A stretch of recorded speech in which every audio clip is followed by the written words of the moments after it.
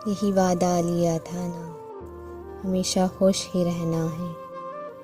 लो देखो देख लो आकर मेरी आँखों को देखो तुम, ये कितनी शौक लगती हैं। मेरे होठों को देखो तुम, हमेशा मुस्कुराते हैं। कोई भी गम अगर आए उसे हंसकर सहा मैंने। मेरे चेहरे को देखो तुम, हमेशा पुरसुकून होगा। किया था मैंने जो तुमसे, वो वादा कर दिया पूरा। मगर एक बात है जाना, कभी जो वक्त मिल जाए तो मेरी शायरी पढ़ना।